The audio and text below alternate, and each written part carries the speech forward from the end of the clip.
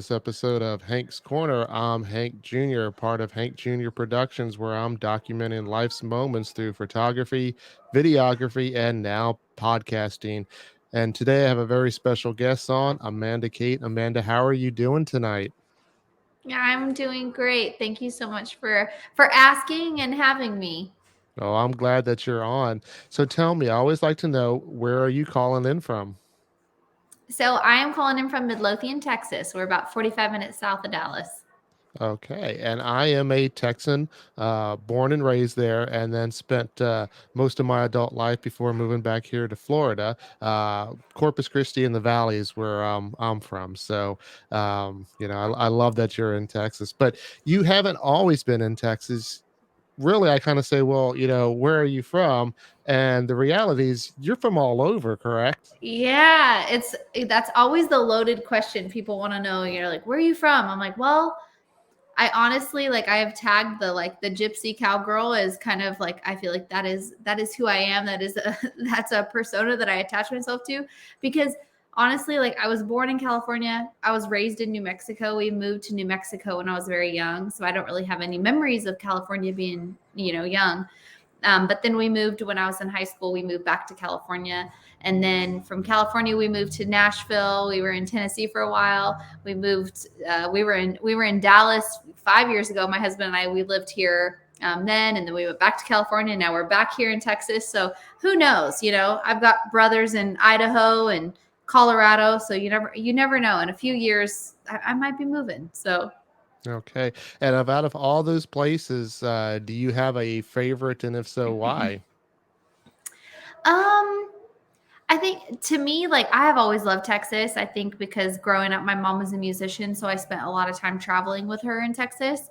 And so, this feels the most authentic home for me. Like I think when it comes to my lifestyle, when it comes to music and our horses and what we love to do just on weekends, Texas feels the most like home. But I love Nashville too. As much time as I spend there, it has like this sense of, of home too. So it really just depends, I think, maybe on my mood. Well, and that's what cowboys and cowgirls do, though, right? They do a lot of traveling. It's just in the nature. And you Yep. mentioned the horses. I know you had them out there in California. So did you bring them to Texas? Is it the same horses, or is it a new stock? Yeah, we did. They're my babies, so they go where I go.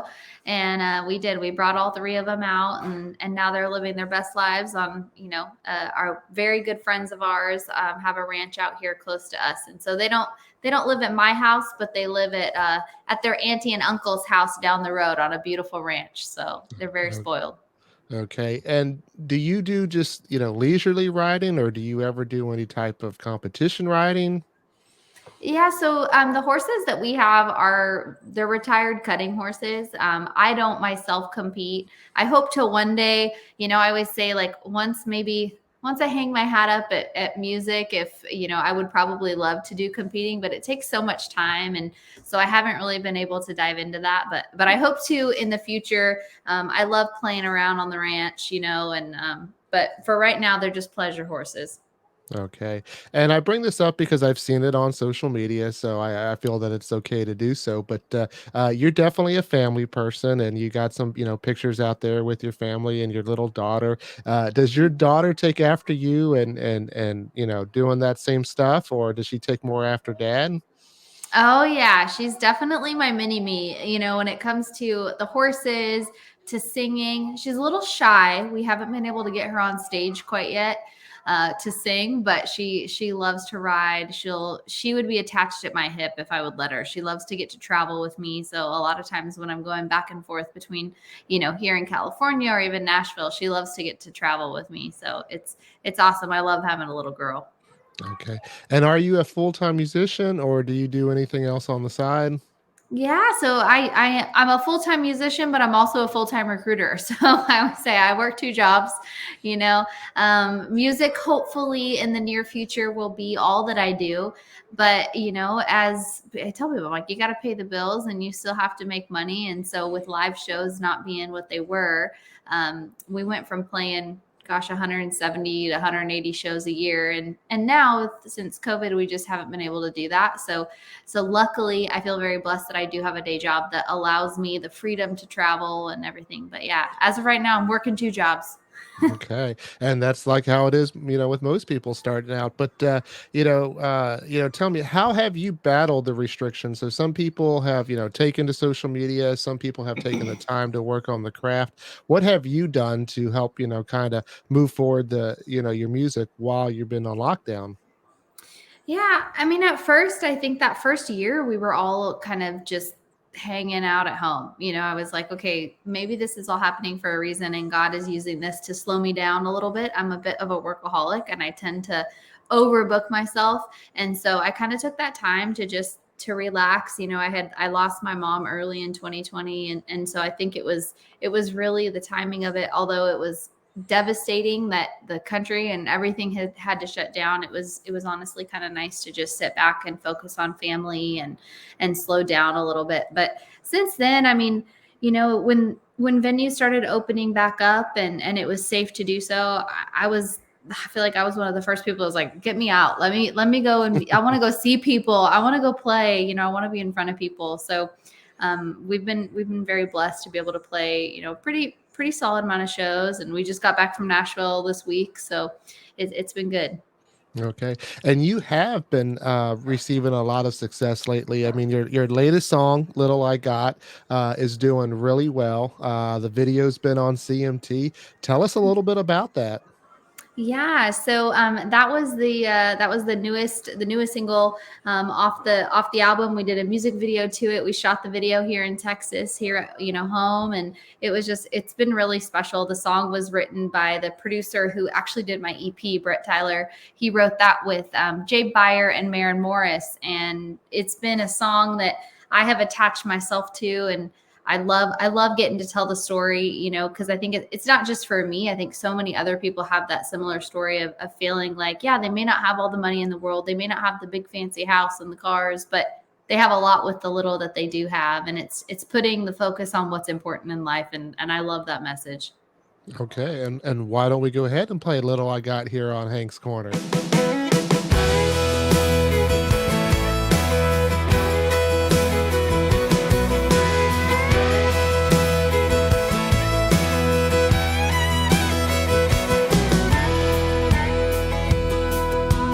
You got a big house up on a hill. I got an Airstream trailer. The frigidair's cold and the coffee's hot. I got a lot with the little I got. You got champagne, I got Jack, but I ain't complaining. All my lemons are lemon drops. I got a lot with the little I got. I'm doing just fine without the finer things. If it ain't a dime, don't mean that it's cheap. I know what I am, and I know what I'm not. Yeah, I got a lot with the little I got. I got a lot with the little I got. Somebody's loving on me tonight. We ain't got much money. On a shoestring budget, we'll tie the knot. I got a lot with the little I got. I'm doing just fine without the finer things. If it ain't a dime, don't mean that it's cheap. I know what I am, and I know what I'm not. Yeah, I got a lot with the little I got. I got a lot with the little I got.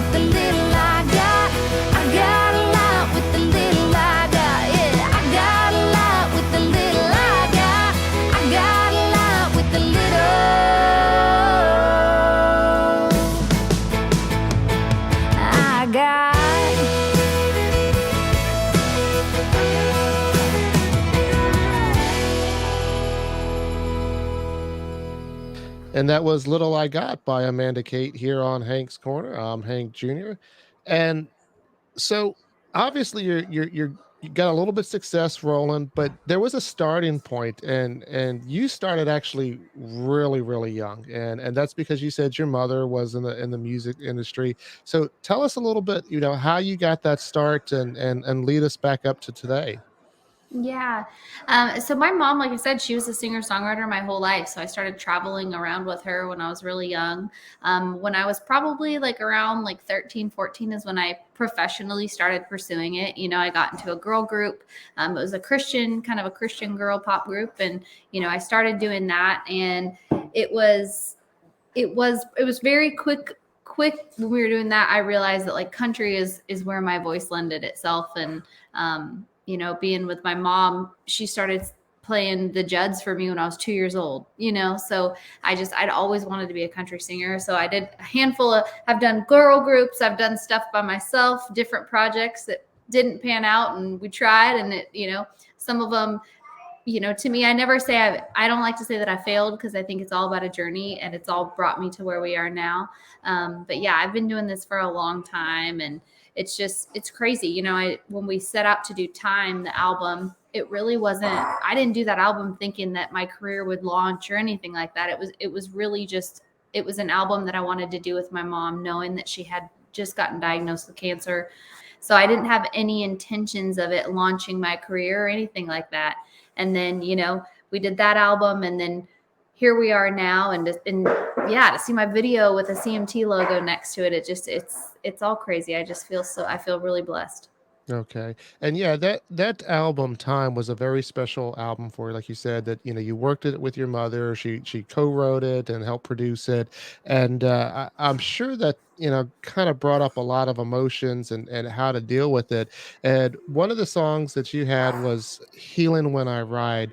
And I think that kind of helped you, in the process of dealing with these emotions. Tell us a little bit about that. Yeah, so Healing When I Ride was a song that I wrote with my mom, all about our bond that we have with our horses. And for me, I find healing when I ride, just to get through when I have anxiety, or when I'm just anxious about who knows what, or when I'm upset. I love to ride, because it just really centers me. And my mom loved to ride, because even through all of her chemo, I mean, she felt like if she could get on that horse every day, she was going to make it. And she really did. I mean, it didn't matter how sick she was. She's like, we got to go ride. I got to go saddle that horse. I got to get the horses out. And so we wrote that song called Healing When I Ride. And it's touched so many cowgirls and cowboys all over the world. I've gotten messages Mhm. from people of how they connect with their horses. And it's been a really special song. Yeah, and I know I definitely like it. So why don't we go ahead and play Healing When I Ride here on Hank's Corner?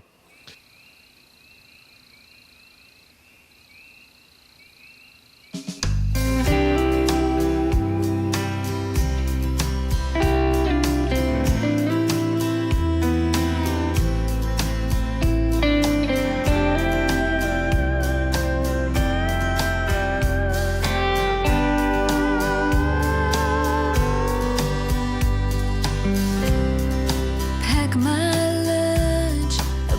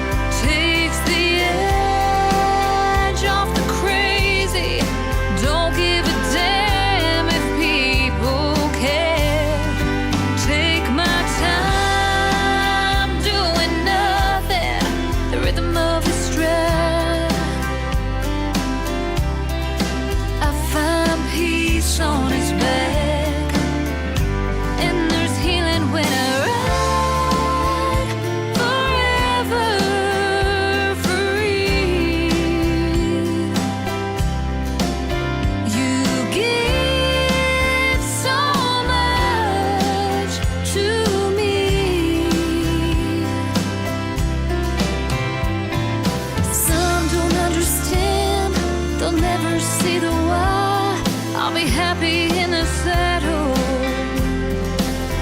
when I die, and I ride slow and easy, smell of pine in the air takes the edge off the crazy. Don't give a damn if people care.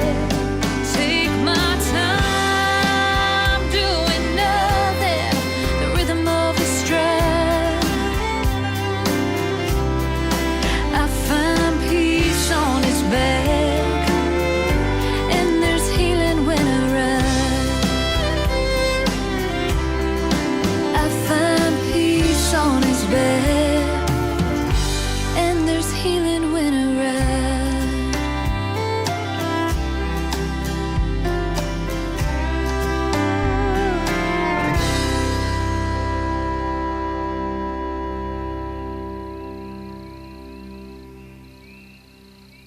Welcome back to Hank's Corner. I'm Hank Jr. along with my special guest Amanda Kate, and you just heard "Healing When I Ride." So you mentioned that you did a little singing in the church. Tell me about your faith. Is your faith something that kind of guides you in your everyday life, and if so, also with the music choices that you make? Oh, absolutely. I always say, like, at the end of the day, the most important thing to me is my relationship with the Lord, and that's I was raised in a Christian family, and to me, like, that at the end of the day, that's the only thing that matters. Everything else comes after that. And so getting to sing, to me, like, nothing makes me feel better than when I get to sing and give back to God, and just feeling like that's where I'm the most centered. And so it's been an awesome experience that I've been able to to release songs and hymns. And the Old Rugged Cross was one of those that just really um, was it was my favorite hymn to sing at church with my mom. And so I was really excited to get to put that out. Yeah, and you mentioned Old Rugged Cross. So, I definitely enjoyed watching that. It's a great song, and for me, I've mentioned before in my podcast that to me that's the reason for music. I mean, yeah, we can Hmm. be entertained, but ultimately everything should give back glory to God. And when you can entertain people and do that, I think that's just getting everything. And so, Hmm. I applaud the artists, that actually take that step and use their platform to put out Christian music, even though if they're country or pop or something else, but they're still doing that Christian music for everybody to see. Hmm. I applaud that. So, I thank you for not being ashamed to do that. But what I also like is that you did that as a duet with Marty Raybon from Hmm. Shenandoah. So tell me how it was to work with him. Oh my gosh, Marty is, honestly, he is the most kind and godly man I have ever been around. And I grew up in the church, so I've been around a lot of godly men in my life. But he he just, like, exudes joy and happiness and kindness. I mean, he prayed before our session. He'd never met me before, and we had mutual friends, which is how that whole thing even happened. And he was gracious enough to even do that. I never thought in a million years he would have said yes. I approached him of just being like, hey, I'm such a huge fan. I mean, growing up listening to Shenandoah, and Mhm. so, and I know, he's a man of God, he's a preacher. And so I was thinking it would be awesome if he would lend his voice to that song. And he did, and he prayed before the session, and it was the first song that we did that day in the studio. And even all the musicians, the engineers, like, you could just feel God in that room. And it was an amazing experience. And I feel so lucky that I even got to do that. And I just saw Marty last week at the Opry, Oh, because wow. Shenandoah was playing. And so I was backstage with another friend, not even thinking that he was going to be there. And so to run into him backstage was just, oh, it just gives you the warm and fuzzies, just to be able to see him and give him a hug. Well, I'm jealous because I've never gotten the opportunity to see Shenandoah, but I'm a huge fan as well. And let's go ahead and play the Old Rugged Cross here on Hank's Corner.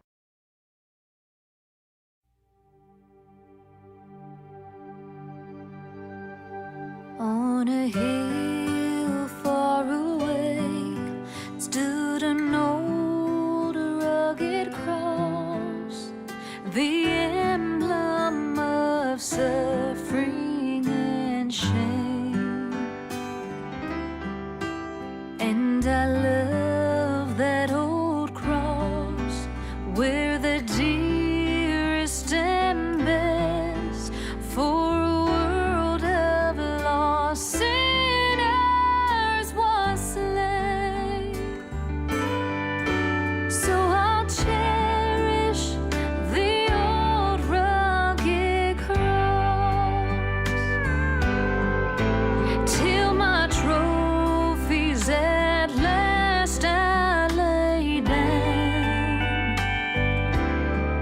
and I will cling to the old rugged cross and exchange it someday for a crown.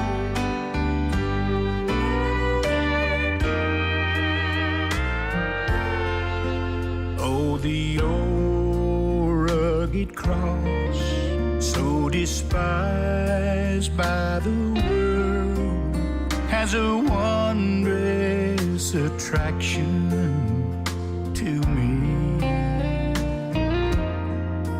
For the dear Lamb of God left his glory above to bear it at dark Calvary. So I'll cherish the old rugged cross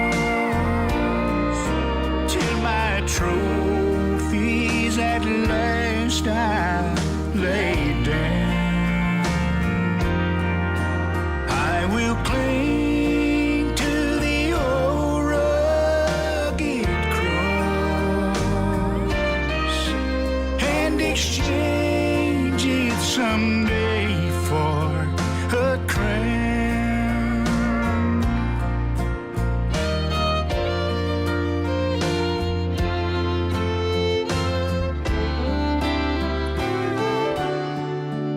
In the old rugged cross, stained with blood so divine, a wondrous beauty I see. For 'twas on that old cross Jesus suffered and died to pardon and sanctify me. So I'll cherish the old rugged cross till my trophies at last I lay down. I will cling to the old rugged cross and exchange it someday for a crown.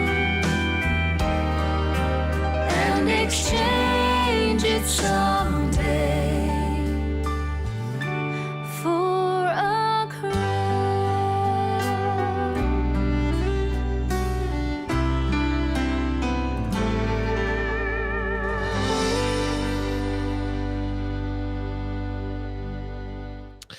And so that was Amanda Kate and Marty Raybon singing Old Rugged Cross here on Hank's Corner. I'm Hank Jr.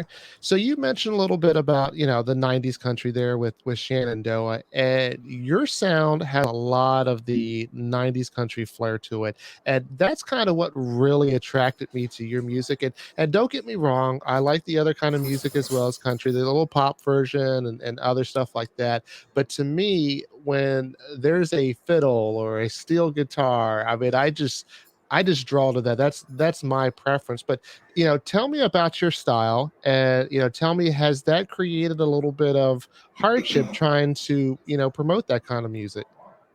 Yeah, 90s countries is that's to me that is country. Like that is country music. I grew up listening to the Judds, so it was like my mom always said that I had a growl in my voice like Winona when I was 3 years old. And that was just that's who I wanted to sound like. I love Leanne Womack. I love Dawn Sears as a vocalist that I just absolutely, adore. And there's just something about that era of country music that gives you, there's so much nostalgia there, but at the same time, like that's country music, a fiddle and a steel. If you don't have that in there, I don't know what we call it, but I was very intentional about the new music, and my old stuff already kind of had that sound to it.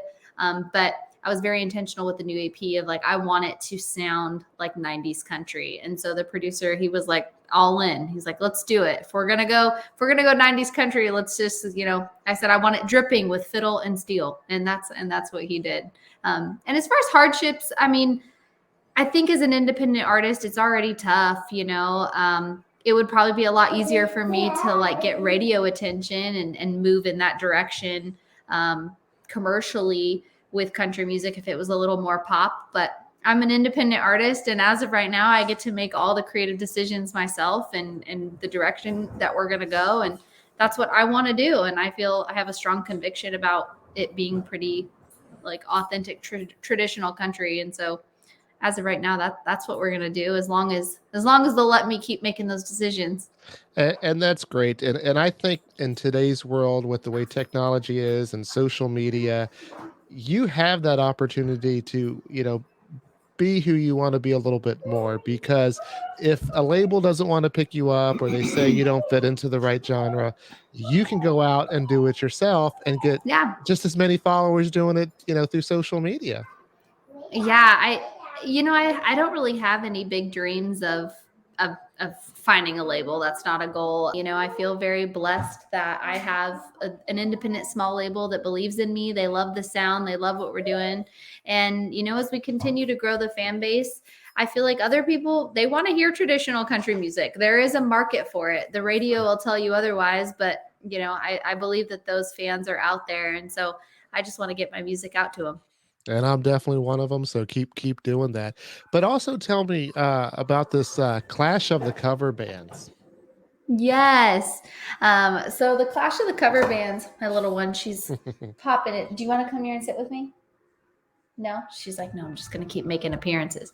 Clash of the Cover Bands was a show I got cast on. It was a Jimmy Fallon produced TV show. And I do a Carrie Underwood tribute for fun. And they found some YouTube videos of me and called me and said, hey, could we cast you, could you come on the show as the Carrie Underwood?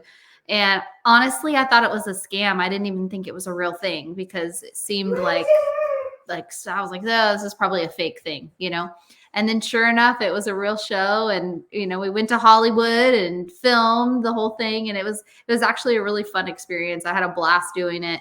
I was the only. I'm sorry, go ahead. No, well, it was just funny because I was the only one that I wasn't a tribute artist. I do it for fun, but all these other tribute artists, they're full time. That's what they do. So I was definitely the outlier. It was a little different being around all the other, tribute artists and not really understanding that world.